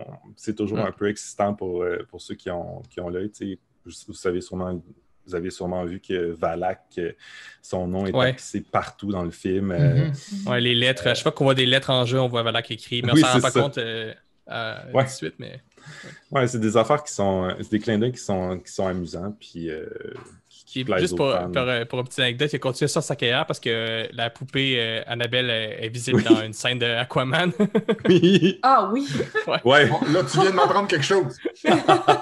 C'est très subtil, mais là. Es-tu C'est dans drôle l'eau? parce que... Oui. Dans le fond de l'eau. Fait que là, on peut imaginer qu'Aquaman fait comme partie de la Conjuring-verse, dans un futur lointain. Puis je pense aussi qu'il avait plugué la Billy, là, la poupette de cadence de ça dans Insidious 1, je pense. Il y a un petit dessin sur un tableau comme ça. Oui, parce que Patrick Wilson est professeur dans Amityville. Ouais. Dans Insidious. Dans Insidious. Ouais. Puis il y a une scène où on voit, puis je pense qu'il suggère comme il y a comme un 6 avec un point d'interrogation, là, comme je pense qu'il était rendu là dans la série. Là, je me souviens plus quel numéro, là, mais ouais, ça aussi c'était quand même excitant. Là. Tu sais, avant, je vais faire mon esprit de vieux, là, tu sais, avant qu'Internet nous dise toutes ces affaires-là, là, on pouvait les spotter dans le film puis l'appeler son ami après pour faire comme « Oh my God, t'as-tu vu genre à 54 minutes? » Mais en même temps, on manquait tellement de choses, tu sais. Ben ouais. Tu sais, si je regarde, je fais une parenthèse qui n'a vraiment pas rapport avec Conjuring, mais Midsommar, le nombre de choses que j'ai manquées avant d'écouter... Ouais. Tu sais, les YouTube Midsommar Explained. Non, mais non, mais c'est ça, c'est juste que maintenant, tu sais, le film sort, puis le lendemain, t'as comme toutes les explications qui sont partout, tu sais, sur le... Fait que t'as pas besoin vraiment de te casser la tête. Là, Effectivement. Ouais. Fait que, mais Conjuring 2, très bon film. Oui, moi, pour faire suite à ce que tu disais, Marc, moi aussi, c'est mon préféré. D'une part, bon, dans l'intro, on le mentionnait tantôt, il y a Amityville, mais c'est également là que Lorraine voit une vision de Head qui meurt. En fait, on ne sait pas trop s'il est vraiment mort, mais bon, ça happe le spectateur. Il y aura quelque chose de similaire avec Ed dans le troisième, on pourra y revenir. Mais moi, j'ai aimé ce film-là parce que je trouve que les héros, les Warren, sont encore plus développés. C'est-à-dire qu'ils expliquent à tour de rôle leur relation d'amour. On l'a dit tantôt, il y avait la chanson d'Elvis. Il y a une chaleur humaine qui se dégage du deuxième.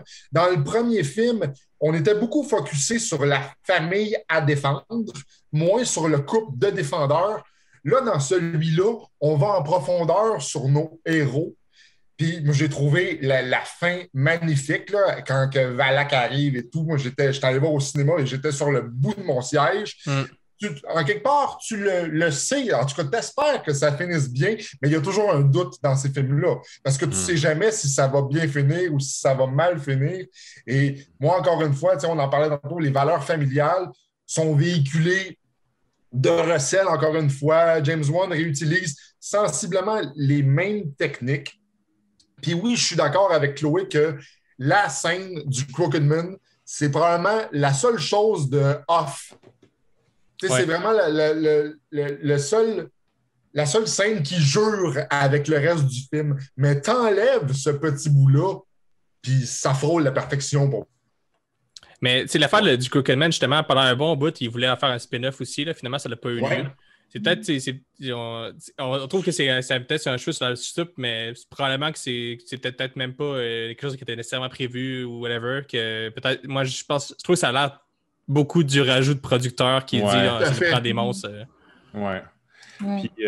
Puis aussi, tu sais, avec le premier film, ils se sont rendus compte qu'avec Annabelle, ils pouvaient faire d'autres films. Fait que pourquoi pas introduire des nouveaux personnages iconiques pour faire d'autres spin-offs. Mais ce qui est vraiment intéressant aussi avec le deuxième, c'est que encore une fois, tu sais, James Wan, il vient pas répéter, c'est pas ce que je veux dire, mais il vient confirmer à quel point il sait comment nous servir des scènes d'anthologie qui marquent. En fait, quand tu penses à The Conjuring 1, tu penses au clap-clap. Quand tu penses à The Conjuring 2, tu peux penser à la scène qui est magnifique, cette scène-là, où la petite Janet est off-screen en flou, puis elle a l'eau dans la bouche. Moi, c'est ma scène préférée. Son visage se défait, puis se transmet. On le voit à peine, puis c'est comme... Cette scène-là est magnifique. Puis il y a évidemment l'introduction de la nonne qui était terrifiante dans le 2, mais qui s'est avérée beaucoup moins terrifiante dans son propre spin-off à elle.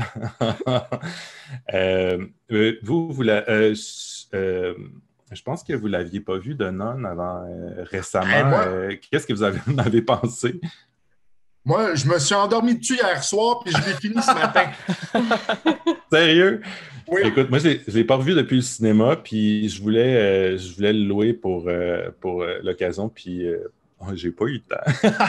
C'est plate.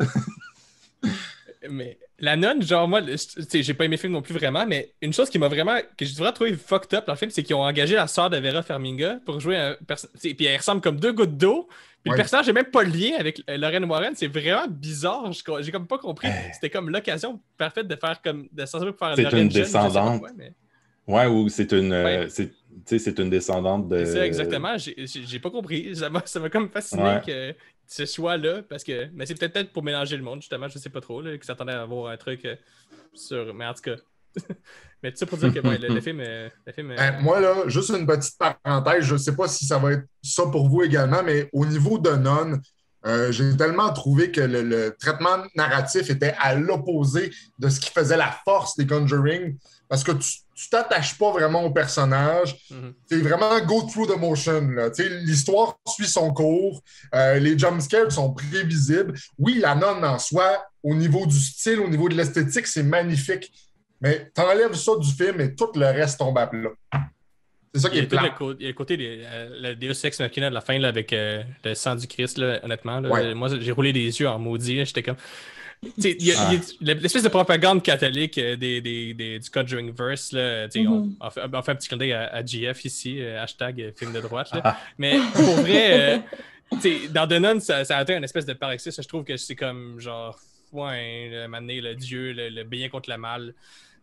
Oui, mais je sais pas, le côté, justement, la fin avec que la solution, c'est le sang magique de Jésus. J'étais comme un peu. Ouais, c'est très décevant. Puis on nous promettait d'explorer les origines de Nun, connaître. On allait connaître c'était qui de Nun, puis comment. Mais écoute, là, on n'a rien vu de ça dans le film. C'est absolument rien. C'est un démon d'Atit qui est déguisé en homme pour blender, pour, j'ai dit blender, c'est un anglicisme, là, mais pour se mélanger avec le reste de la communauté. Mais en dehors de ça, il n'y a rien d'autre qu'un démon pur et simple. Là. Ah oui, c'est très triste comme backstory. Dommage parce que les ambiances étaient vraiment cool, mais tout le reste, c'était minable. Puis là, ben, tu sais, je parle de minable, mais je reverrais The Nun avant The Curse of Leonora, que je ne sais jamais comment bien dire. Llorona. Llorona. Qui était aussi pénible, mais qui s'est rajouté par la bande un trait de justesse à la Conjuring Verse. C'est ça, il y a un personnage qui fait le lien un peu, mais bon. Ouais, c'était juste pour faire un... Ça aussi, ça sonne un peu le move de producteur. On va mettre ça dans le Conjuring Verse, ça va attirer les gens, mais... Exact. Ouais, les spin-offs, à part les Annabelle. Mais les Annabelle, je pense, pourraient mériter leur propre podcast, la saga Annabelle, éventuellement. Je serais down. Ouais. Je serais down. J'adore les Annabelle. On te garde pour ça. Fait que, peut-être pour conclure sur Conjuring 2, j'aimerais juste ajouter justement... il y a quelque chose qui est dans les Conjuring que j'ai pas dit dans le 1, mais qui m'a frappé, c'est aussi l'espèce de côté un peu horreur plus années 70, un peu avec notamment, moi, ce qui m'a frappé, c'est les titres, comment ils sont placés. Quand les titres apparaissent dans les Conjuring, c'est l'événement, ça pop, puis ça fait les gros violons sortent, puis c'est comme c'est comme vraiment ça se place là. Puis ce côté-là, justement, les Conjuring, il y a quelque chose de très proche de The Exorcist, on va revenir, mais qu'on parle tout à fait, mais... oui. Puis je pense que justement dans le 2 qui se finit avec le premier se finit avec un exorcisme aussi, mais dans le 2 c'est que justement on chasse le démon Valak, tout ça, il y a quelque chose de justement il y a comme une espèce de throwback là-dedans que je trouvais bien fun de comme revoir un peu ces scènes-là d'exorcisme vraiment over the top là, parce qu'on est vraiment loin des trucs mettons de Last Exorcism ou tous les films qui ont un peu surfé là-dessus dans les années 2000 2010 un peu avant les Conjuring, puis ouais, il y a quelque chose de vraiment fun. Même au niveau, tu parles de l'exorcisme, puis tu sais, on parlait tantôt de la scène où est-ce qu'elle a de l'eau dans la bouche, puis qu'elle est hors champ, puis qu'on la voit pas beaucoup. Tu sais, ça en soi, c'était un petit clin d'œil à la scène d'hypnose dans l'exorcisme, qui était pas filmé de la même façon, mais qui avait la même ambiance. Là. Les lumières se tamisent, elle se met à parler, elle a un grognement, la voix. Ça aussi, c'est un très beau clin d'œil. Puis, tu sais, quand tu disais, Raph, les fameux titres, je vais faire un petit... Je reviens en arrière quand on parlait des histoires vraies. Moi, je trouve ça fascinant parce qu'il y a vraiment quelque chose de marketing là-dedans. Hein. Tu sais, l'image, elle devient en pellicule brûlée, là, ça fiche sur les personnages. Puis là, tu vois la description de ce qui va se passer ou de ce qui s'est passé. C'est tellement dramatique comme effet, j'adore ça. C'est incroyable comment c'est dramatique. Puis c'est toujours leur pire cas ou le plus malveillant. Puis this is the true story. Fait que là, t'es tellement happé dans une espèce de spirale que tu dis, my God, c'est là que ça se passe. Tu sais.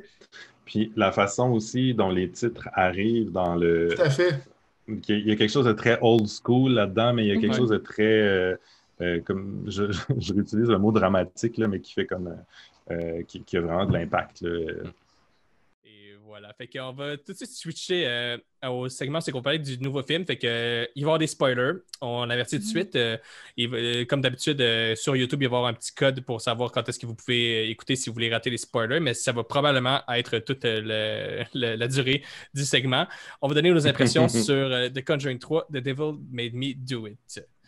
Donc, peut-être commencer encore une fois par la réalité derrière ça. Marc, qu'est-ce que tu peux dire? Ben oui, je vais essayer de faire ça vite, mais c'est quand même un cas qui est un peu plus complexe que les deux autres. Donc, on se retrouve au Connecticut dans le début des années 80.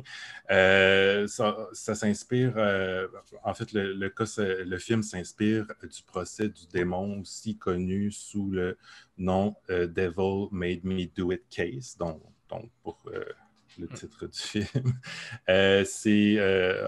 En fait, c'est Arnie Cheyenne Johnson, un jeune homme de 19 ans, qui prend possession d'une nouvelle maison avec sa copine Debbie. En fait, ils prennent possession des lieux. Là, il faut qu'ils fassent le ménage. Ils sont accompagnés par David, qui est le jeune frère de 11 ans de Debbie, qui vient les aider à faire le ménage, tout ça. Aussitôt qu'ils mettent les pieds dans la maison, les manifestations commencent. En fait, David, qui nettoyait la chambre des maîtres, est poussé sur un vieux lit qui a été laissé là par les précédents propriétaires, par quelqu'un qui décrit comme étant un vieil homme avec une chemise à carreaux déchirée et un jeans bleu à la peau très rugueuse qui lui dit « Beware, méfie-toi ». Donc, on s'inspire un peu de ça. Si vous n'avez pas vu le film, de toute façon, vous avez vu la bande-annonce. Il y a une espèce de scène avec le lit d'eau là, qui reprend un peu ces thèmes-là. Donc, c'est Judy Glatzel, qui est la mère de Debbie. Le couple demeure là pendant les travaux. Il y a le petit garçon, David, qui continue à percevoir cet homme-là, qui le voit. Il a maintenant la peau brûlée, des pattes en cerf. Il peut même converser avec lui. Une nuit, il se réveille en criant, en disant que l'homme veut le frapper. Il est projeté par terre, il virevolte dans les airs, dans tous les sens. Les témoins de la scène voient même des espèces de mains invisibles étranglées, puis il y a des coupures qui apparaissent sur son corps. Évidemment, il contacte le prêtre de la paroisse qui, lui, fait venir Ed et Lorraine Warren, qui détaille l'histoire comme un cas vraiment de possession typique. Décrivent que l'enfant est parfois habité d'une force surhumaine, qui peut parler dans une autre langue, qui profane des insanités, qui menace ses proches. Puis il y a même des objets, des fois, qui virevoltent alentour de lui. Donc, tu sais, c'est comme la grosse affaire. Ils ont même récupéré l'espèce de trophée qu'ils ont ramené de cette enquête-là. C'est un jouet en forme de dinosaure. Je suis très déçu de ne pas l'avoir vu dans le film. Là, je l'attendais. Une espèce de dinosaure en plastique. Duquel on aurait pu entendre là, une voix dire attention, vous allez tous mourir à un moment donné dans l'histoire. Éventuellement, David tente de tuer Cheyenne avec un couteau, puis lui dit que le diable a envoyé d'autres démons pour lui venir en aide puis l'attaquer en groupe. C'est à ce moment-là que Cheyenne Johnson lui dit, en fait, il met le diable au défi et lui dit de s'en prendre à lui plutôt qu'à un enfant. Donc, ça a été un peu, pour les Warren, ça a été l'erreur qu'il a commis. C'est aussi dépeint dans le film. On dit qu'il y a 6 prêtres qui ont pratiqué 3 séances d'exorcisme sur le petit garçon.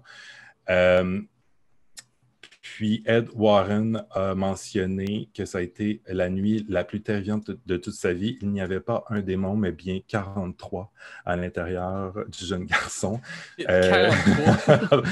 43. Puis dans la procédure, de la manière que ça fonctionne, c'est qu'il les extirpe un à un. Donc, on peut imaginer que ça a duré quand même assez longtemps. Donc, les 43 coups de couteau, c'est un démon. Quelque chose comme ça. Après l'exorcisme, David se porte bien, mais là, c'est Cheyenne qui va plus bien, qui a une espèce de comportement bizarre. Il se lève la nuit, il marmonne des choses insensées. Un soir, il perd complètement contrôle de son véhicule qui semble se conduire tout seul à l'aide d'une force invisible. Il mentionne également voir la bête dehors quand il visite la maison dans laquelle finalement ils n'emménageront jamais. s'ensuit, en fait, sa copine Debbie travaillait dans un chenil et puis il y a eu une altercation avec le gérant du chenil, Alan Bono, et c'est là que Cheyenne l'aurait poignardé. Il mentionne ensuite n'avoir aucun souvenir de cette portion-là de la journée, de ce qui s'est passé. Donc, en 1981, c'est ouvert la toute première affaire judiciaire de l'ère contemporaine aux États-Unis, durant laquelle la défense a cherché à prouver l'innocence de l'accusé sur une base de possession démoniaque. Là, je t'ai lu ça parce que si tu enlèves un mot, là, on dirait que c'est comme la citation n'est plus vraie. Là. Si tu enlèves... tu comprends ce que je veux dire? Fou, ouais. Fait que, donc, c'est évidemment une défense qui a été rejetée comme étant impertinente et non scientifique par le juge qui présidait l'affaire. Donc, l'accusé était quand même reconnu coupable d'homicide involontaire au premier degré. Il a été condamné à 10 à 20 ans de prison. Il n'en a purgé que 5. Les Warren, eux, ont défendu la version des faits jusqu'au bout, ont expliqué que la possession démoniaque de David aurait été induite par sa mère et sa sœur, en fait, qui expérimentaient avec la sorcellerie et qui auraient même rencontré un groupe de satanistes. Donc là, vous comprenez un peu peut-être plus le lien avec la sorcellerie dans The Conjuring 3. Et c'est ainsi que s'est terminée l'histoire des faits, entre guillemets, réels. Intéressant. D'après ce qu'on... C'est assez représentatif de ce qu'on voit dans le film. Ça pourrait être un peu un synopsis du film aussi, là, à certains égards, parce qu'il y a des choses qui sont ajoutées dans le film aussi, on y reviendra. Mais d'abord, peut-être faire un petit tour de table comme on a fait depuis tout à l'heure, un peu vos impressions sur le film. Jordan, qu'est-ce que tu as pensé de Conjuring 3? Mon Dieu, moi, je suis ambigu parce que pour moi, c'est définitivement le moins bon des trois. Parce que c'est un peu un Conjuring déconstruit. C'est-à-dire que la dynamique familiale est moins là. Dans les deux premiers, on mettait pas loin d'1 heure à ramener la famille. Là, on repart tout de suite avec les Warren. On revient dans le passé par la suite. On recommence le case du début. On déconstruit la chronologie. J'ai trouvé que c'était un bon film parce que je trouvais en même temps la démarche était audacieuse. Au sens où, justement, le réalisateur, je pense que c'est le même qui avait fait La Liona. Je ne me souviens pas de son nom. Ouais. Je trouve qu'il y a eu une démarche qui est audacieuse parce que là, on n'est plus dans le climat familial, on est plus dans un côté procès, on a une enquête. C'est sûr que ils se promènent beaucoup plus. C'est un jeu de chat à la souris, il y a des casse-têtes à résoudre. L'idée aussi qu'il y ait une tierce personne, que ce ne soit pas nécessairement l'initiative du démon en soi, mais que ce soit un humain qui dirige le mal dans ce film-là. Avec c'était quoi la secte satanique? C'est les satanistes du Ram, je crois, du bélier, quelque chose comme ça là, dans le film. Oui, c'est ça. Est-ce que c'était, je voulais vérifier, est-ce que c'était inspiré d'un vrai truc ou ça me disait rien? Aucune idée, je ne sais pas. Mais elle, cette espèce de sorcière-là est aussi contrôlée par un démon. Enfin, c'est encore un démon qui contrôle la sorcière. Oui, c'est ça. Ça, tu le sais juste à la toute fin, que là, on dit qu'il y a un démon en arrière. J'ai bien aimé aussi le fait que Ed, dans ce film-là, soit cardiaque. À la toute fin, là, il oublie ses pelules. Là, tu te dis « Oh my God, il va mourir ». Là, je ne dirais pas ce qui arrive, on n'en dira pas trop. Mais non, j'ai quand même bien aimé parce que justement, je trouve que le réalisateur a pris des libertés qui n'avaient rien à voir avec les deux autres films. Cela étant dit, pour moi, ça reste le moins bon des trois. Le moins... c'est pour celui-là que je développais le moins d'empathie pour les personnages. Alors que dans les deux autres, j'étais avec les enfants à 200%. On dirait que dans les deux autres, il y avait un certain focus sur le problème. On était vraiment au cœur de ce qui se passait. Alors que là, on passe d'une enquête à l'autre. On va dans une autre ville jaser avec un policier. On va aider un case pour en aider un autre. Donc ça, pour moi... c'était pas vraiment une bonne chose. Je trouvais que par moment, le film semblait manquer de focus. Puis je me disais peut-être que le vrai cas n'était peut-être pas assez charnu pour être capable d'aller de l'avant avec ça. Fait qu'ils ont fait des side stories un peu. C'est peut-être pas de mauvaise chose, mais moi, je débarquais par moment de ce pitch de vente-là. Ouais. Toi, Marc, qu'est-ce que tu en as pensé? Aïe, aïe, aïe. Écoute, ben, c'est bien ce que tu dis, Jordan, puis ça me fait voir peut-être le film sous un autre angle, parce que moi, je me suis bien emmerdé avec ce nouveau film des Conjuring que j'attendais comme tout le monde là, depuis plusieurs mois et que j'avais très hâte de voir. En fait, il y a deux choses que je reproche au film. La première, c'est très simple, c'est que les scares sont absolument inefficaces. Effectivement. Il n'y a aucune scène qui m'ont procuré un peu d'angoisse ou de sursaut. Ce qui est très, pour moi, pour un film de calibre que tu étiquettes de Conjuring, pour moi, c'est le plus gros problème ever que tu peux pas avoir. Donc, ça m'a bien déçu. Puis là, un peu comme toi, là, c'est très morcelé dans le temps. On va en arrière, on revient en avant. On retourne un petit peu en arrière, là, on s'en va dans l'autre ville, on va aider une autre personne. Puis, comme j'étais aussi bien au fait avec l'histoire, on dirait que j'étais très confus dans le scénario. Puis, je comprenais pas où ça voulait s'en aller. Puis, en fait, la deuxième chose que je reproche au troisième film, c'est que c'est un film sur les Warren. C'est pas un film sur le cas de Arnie Cheyenne Johnson. C'est un film qui exploite les stars de cette franchise-là, puis qui l'exploite beaucoup trop. Ils deviennent tellement imbriqués dans cette histoire-là que ça en est fatigant. Moi, ça m'a énervé à quel point... J'ai trouvé ça désespéré, à quel point ils voulaient absolument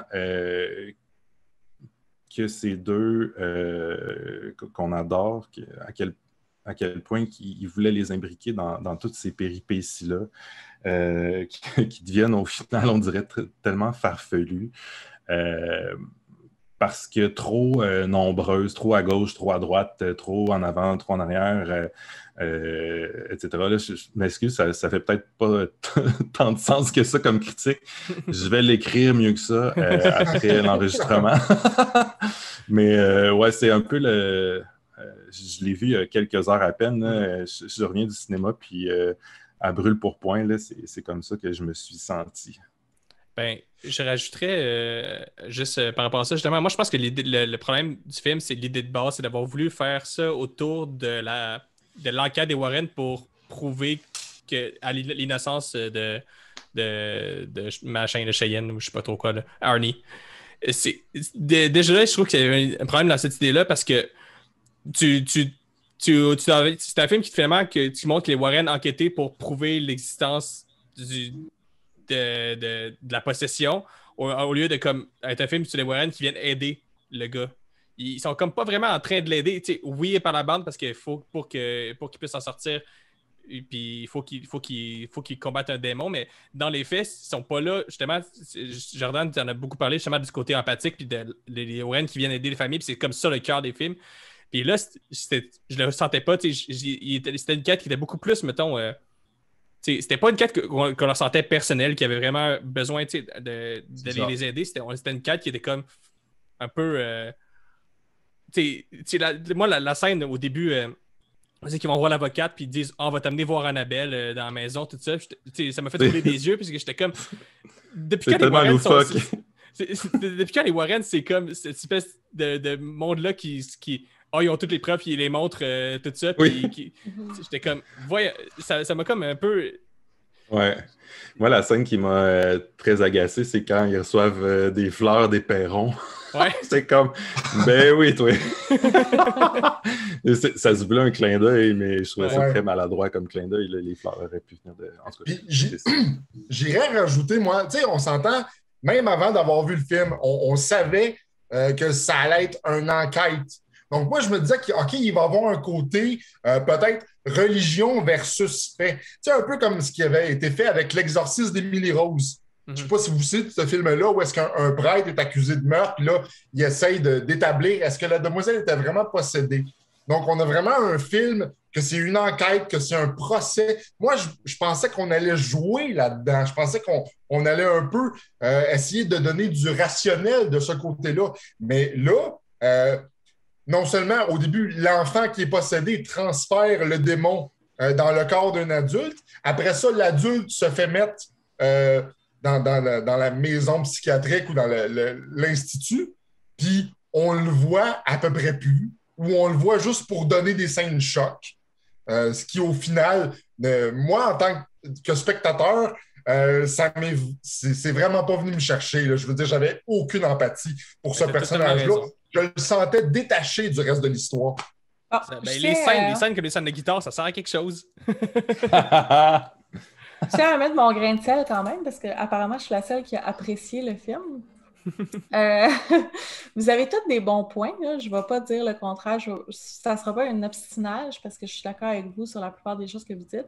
Par contre, tu sais, il y a vraiment... Il faut prendre en contexte que je vois qu'ils ont essayé de faire... Je vois ce qu'ils ont essayé de faire, c'est-à-dire qu'ils ont complètement switché le focus sur deux choses en particulier. Un, c'est plus une histoire familiale, c'est une histoire d'amour.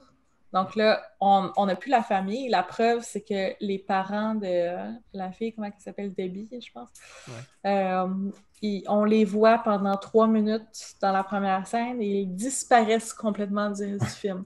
Donc, on n'est plus dans la famille du tout, là, comme dans les 2 premiers films. T'sais, on est vraiment dans l'histoire d'amour entre Debbie et Arnie, puis entre Lorraine et Ed. Puis, une autre chose aussi qui ont fait bouger le focus, c'est justement, comme vous l'avez dit, c'est plus la famille qui est victime de la possession qui est les personnages principaux, c'est Ed et Lorraine. Fait que, tu sais, à partir du moment où on regarde ça comme ça, c'est un film complètement différent des 2 premiers Conjuring, tu sais. Puis, vous avez dit que la sorcière était contrôlée par un démon. Je ne suis pas tant d'accord. Elle n'est pas non, moi non plus, c'est pas ça que j'ai non, elle a fait un pacte. Fait un pacte. C'est ça, elle a fait un pacte avec le démon. Ouais, t'as raison. Elle a promis des âmes. Elle n'a pas été capable de les... Mais, ouais, c'est ça. Ouais, t'as raison. C'est pas un contrôle. Ouais, t'as raison. C'est ça. Puis moi, j'ai adoré le casting de la sorcière. Je trouve qu'on est habitué à 2 choses. On est habitué à la vieille sorcière dégueulasse qui est en train de pourrir. Puis on est habitué à la belle et jeune sorcière magnifique. Puis là, on est dans un entre-deux qui, j'ai trouvé qui était vraiment bien. L'actrice, elle joue ça parfaitement et est froide. Puis c'est ça c'est comme ça. Objection. Oui. Non, mais en fait, c'est parce que c'est la vilaine du film, puis je la trouvais absolument pas effrayante non plus. Donc, c'était un de mes problèmes. Puis tu dis, oui, froide, tout ça, mais pour moi, ça équivaut aussi à un espèce de manque de charisme ou je sais pas, il y a absolument rien. Dans 2 semaines, je me souviens même plus de sa face. Ah oui. Ouais. Ah non, moi j'ai bien aimé. En plus, le style très chrétien, sa petite robe avec le petit col blanc, tu sais, c'est comme si elle essaie de se déguiser pour se faire passer pour quelqu'un d'autre. Je sais pas, ses yeux, son crâne qui était vraiment très... on voit tous ses os en dessous de son visage, là, tu sais, je sais pas. Puis la scène à la toute fin aussi, en tout cas, spoiler alert, quand c'est sa version démoniaque, tu sais, où on voit juste ses yeux. Je sais pas, moi j'ai beaucoup aimé. Ouais.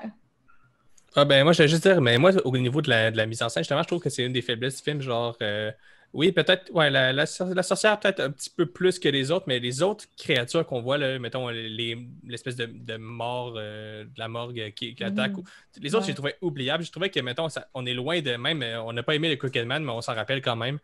Parce que ceux-là, j'ai l'impression qu'on va les oublier rapidement. Tu sais, on est vraiment loin de Annabelle ou de Valak ou même de la sorcière du 1.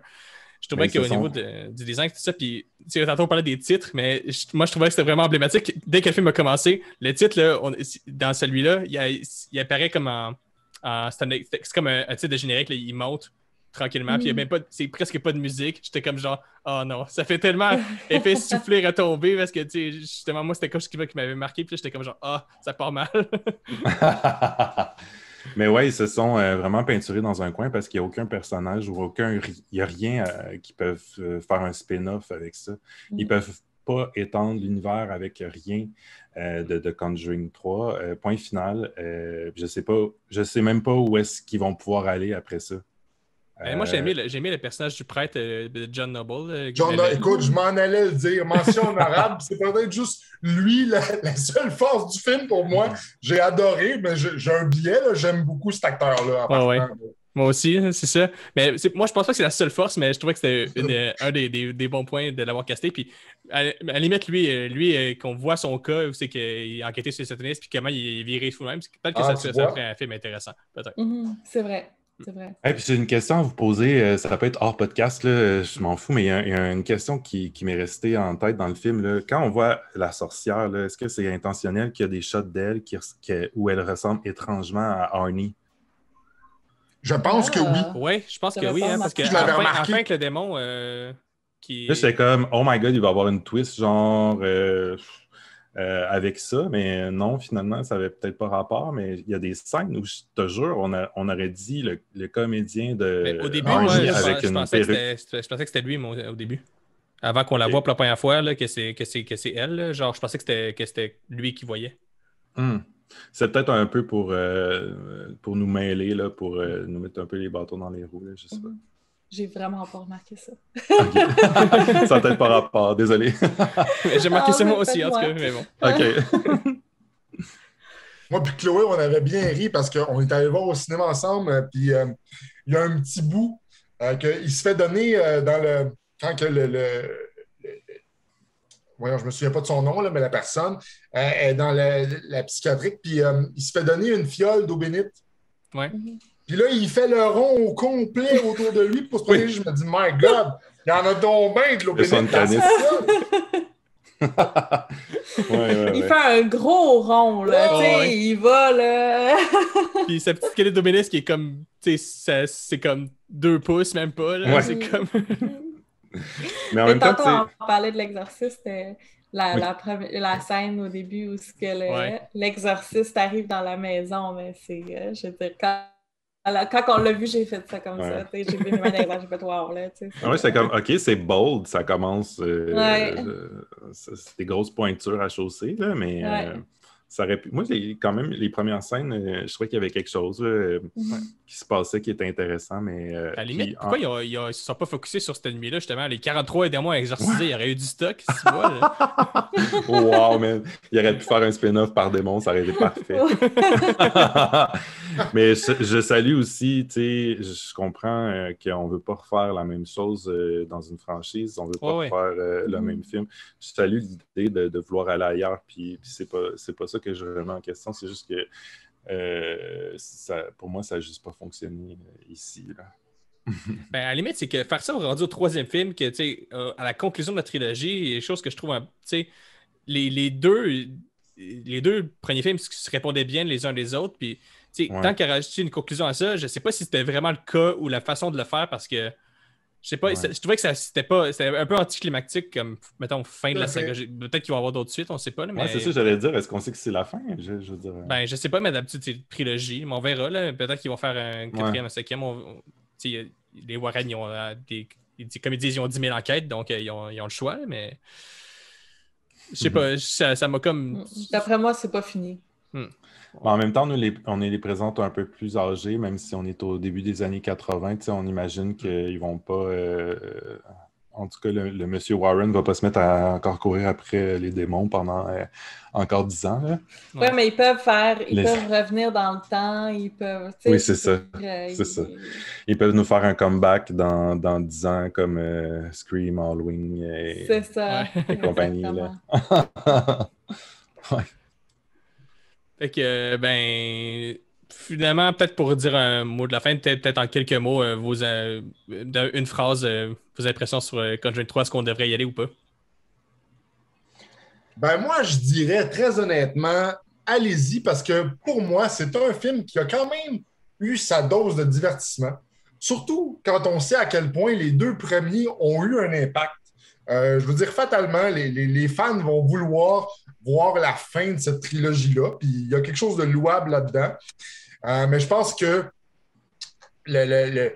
tout ce qui est au niveau du mal dans ce film-là n'est pas super bien représenté. Comme je le disais, moi, c'est vraiment au niveau de l'empathie là, que c'est un huge letdown. Mais au final, je me suis quand même amusé. Tu sais, comme je vous dis, moi, je respecte beaucoup la démarche du réalisateur d'avoir été ailleurs, même si ça n'a pas eu l'effet qu'on voulait que ce soit. Puis vous savez, souvent dans des trilogies, c'est comme ça. Hein? Le premier est très bon, le deuxième est encore plus fort parce que tu vas en profondeur d'un personnage, puis le troisième, ben, c'est souvent le moins bon des trois. Il y a eu des exceptions, mais c'est souvent comme ça. Là, on s'était dit, ils savent que c'est de même, ils ne le feront pas, tu sais. C'est ça. Moi, mon mot final, c'est... Je dirais en terminant, allez-y, vous allez avoir du fun pareil. Moi, c'est mon mot final, c'est si vous voulez voir un film au cinéma ces temps-ci, allez voir A Quiet Place Part 2. Sinon, attendez de voir le troisième de Conjuring quand il sera arrivé sur Netflix, puis ça va faire la job. Moi, je dirais, si vous aimez les histoires de sorcières, allez-y. Moi, j'adore les histoires de sorcières, puis j'ai beaucoup aimé ce film-là. Puis si vous n'aimez pas les histoires de sorcières, allez-y pareil, parce que c'était bon. Moi, j'ai aimé ça. Hey, tu lui donnes combien sur 5, Chloé? Tu lui donnes combien? Je suis curieux. Sur 5. 3.2. 3.2. Ouais. Non négligeable. Toi, Ouais. Jordan? Ah mon Dieu, moi, c'est un 2 sur 5. Ah. Ah, ben c'est pire que moi. Ben voyons, on n'a pas le même système de cotation. Non, c'est ça.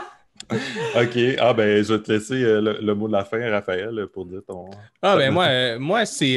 je suis d'accord avec Marc, si on a à faire le choix entre les deux, allez voir A Quiet Place, mais si vous l'avez déjà vu, puis que vous cherchez un petit film, ben... Faut juste pas y aller avec les attentes que ça va être aussi bon que les deux premiers. Si on y va avec des attentes pas trop d'attentes, je pense qu'on peut passer un bon moment. Avec peut-être un côté aussi second degré là, avec les clins d'œil un peu over the top puis les scènes un petit peu what the fuck. Moi, ça m'a fait. Moi, en tant qu'amateur de cinéma, what the fuck, j'ai quand même trouvé un petit peu de plaisir là-dedans, mais c'est clairement moins mémorable que le reste de la saga, malheureusement, à mes yeux. Fait que, moi, je t'avais fait faire la critique pour Horreur Québec. Je pense que j'irais avec un genre de 3. Parce que moi, j'ai tendance que les films que je trouve un peu oubliables des fois, mais que je retrouve des qualités, genre de 3. Mais voilà. C'est bien. Fait que, sur ça, on va conclure le podcast. C'est que merci à vous deux de vous avoir prêté l'exercice. Vous êtes prêté à l'exercice d'avoir revu les films aussi pour en parler. On rappelle que vous êtes tous les deux collaborateurs Horreur Québec, de suivre Horreur Québec comme vous le faites déjà assidûment. Marc, ta critique de Conjuring Part 3 va être sortie au moment où c'est que le podcast va être publié. Donc, si vous ne l'avez pas déjà lu, allez lire ça. Et sinon, Jordan, on continue de te lire sur Horreur Québec d'Actiplay. Merci beaucoup. Et merci de nous avoir reçus. Puis je voulais en profiter pour dire bonne fête à Chloé parce que je n'y avais pas dit en personne. Effectivement, bonne fête, Chloé. Merci à vous. OK, Raphaël, on va passer à nos recommandations du mois. Moi, personnellement, j'ai pas regardé grand-chose qui m'a impressionné. Par contre, j'ai lu un roman que j'ai vraiment trouvé excellent. C'est The Haunting of Hill House par Shirley Jackson. Oui, qui a inspiré la série. Oui, exactement, qui a inspiré la série, mais qui a aussi inspiré le film de 2000, je crois, de The Haunting. Oui, j'ai adoré le roman. La raison pour laquelle que j'étais intriguée, parce qu'en général, quand je vois des films qui ont été inspirés d'un roman, après, j'ai moins d'intérêt à aller lire le roman vu que je connais déjà tout ce qui se passe. Sauf que quand j'ai regardé The Haunting of Hill House, j'ai compris juste à la fin que c'était lié avec le roman The Haunting, que j'ai vu plusieurs fois et que je connais plus ou moins par cœur. Donc, je me suis dit, wow, comment une œuvre peut inspirer deux films, deux séries complètement différentes. Fait que je voulais voir qu'est-ce qui en était à la base. T'sais. Puis c'est un roman vraiment excellent. Il a été écrit en 1959. Donc, on est dans une autre époque complètement. Le style... moi, le style m'a fait penser un petit peu à le style de L'Exorciste, le roman. Parce que c'est très dans la simplicité, il n'y a pas d'effet choc. Les choses qui se passent, qui sont surnaturelles, c'est un peu, sont décrites comme un peu banales.